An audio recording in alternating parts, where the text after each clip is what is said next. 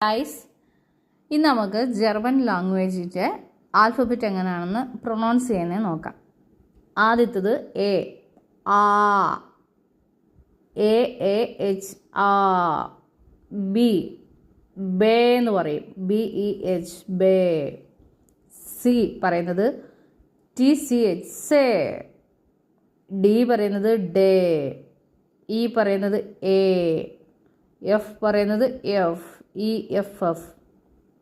G പറയുന്നത് G E H, ഗേ.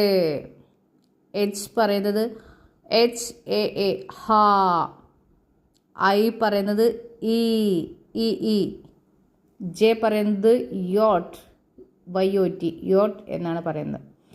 K പറയുന്നത് K A H, ഖാ.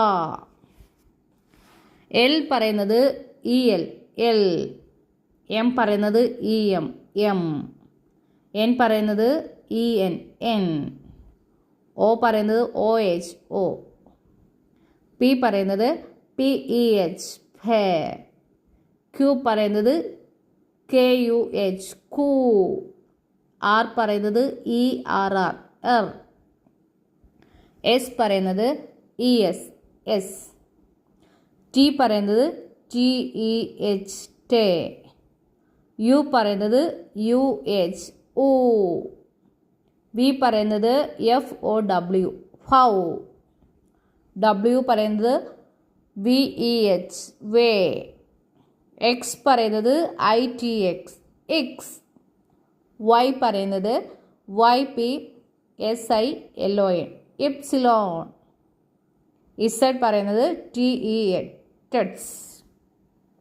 ഈ 4 വാക്കുകൾ നമ്മൾ നോക്കണം. എയുടെ മണ്ടയിൽ 2 കുത്തുണ്ടെങ്കിൽ പറയുന്നതാണ് എ.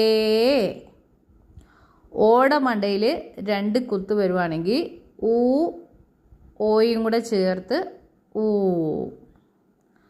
യുടെ മണ്ടയിൽ 2 കുത്ത് വരുവാണെങ്കിൽ ഊ.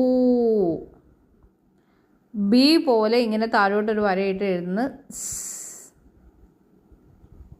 ഓക്കെ.